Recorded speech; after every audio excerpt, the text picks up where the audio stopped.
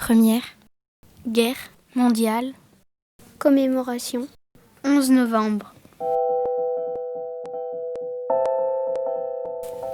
Le 11 novembre 2018 marque les 100 ans de l'armistice de 1918, c'est-à-dire la fin de la guerre. Depuis 1922, le 11 novembre est un jour de fête nationale qui rappelle le sacrifice des soldats français durant la Première Guerre mondiale. Le conseil municipal enfant a réalisé une vidéo sur la Première Guerre mondiale. Poilu. Poilu. Poilu. Poilu. Poilu. Un des conseillers enfants raconte son histoire de famille. Les soldats se préparaient aux exercices. Ceux-là étaient les amis de mon arrière-arrière-grand-père. Ces soldats étaient en repos à leur base. C'est la photo de mon arrière-grand-mère.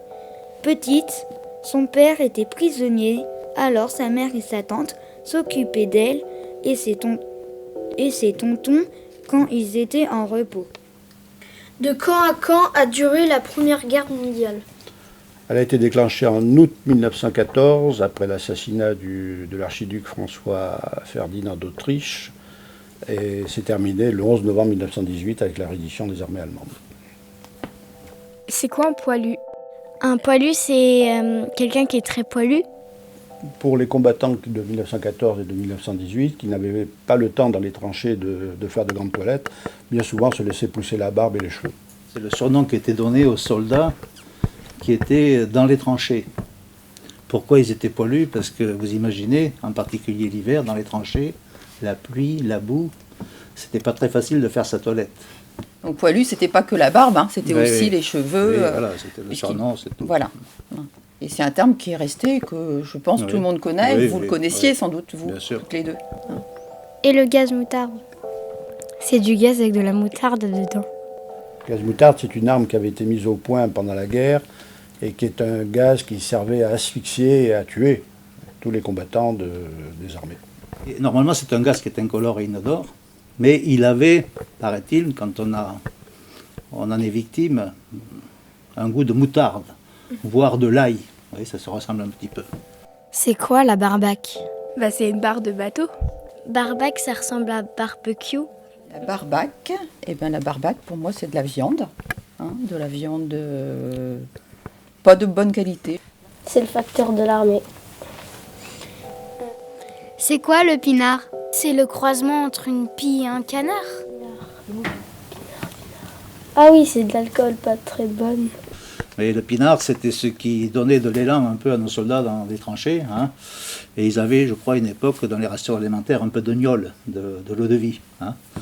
Alors effectivement, le soldat, quand il souffre sur le terrain, de boire un petit coup de vin ou de gnôle, ça lui redonnait un peu de tonus. Un peu d'énergie. Voilà. Puis c'était à une époque où, effectivement, tout le monde buvait du vin à tous les repas. On ne connaissait pas les méfaits encore de l'alcool. Oui, attention à la qualité aussi du vin. Ce n'était pas du vin de précision. Alors, les gueules cassées, ce sont les soldats aussi pendant cette première guerre, mais lors de la deuxième guerre, il y a eu aussi des gueules cassées.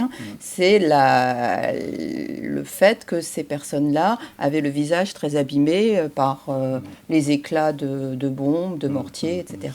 Alors, j'ai même eu l'occasion d'en rencontrer quelques-uns. Et c'est vraiment impressionnant, parce que le mot de gueule cassée n'est pas usurpé.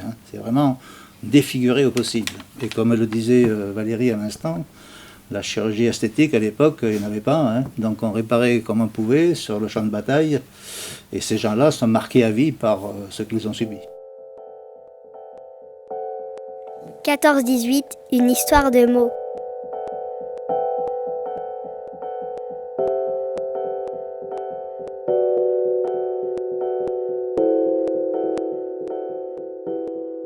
Guillaume, Noah, Sohan, Emma, Eléa, Romain, Enora, Aélia, Marie-Louise, Antoine, Quentin,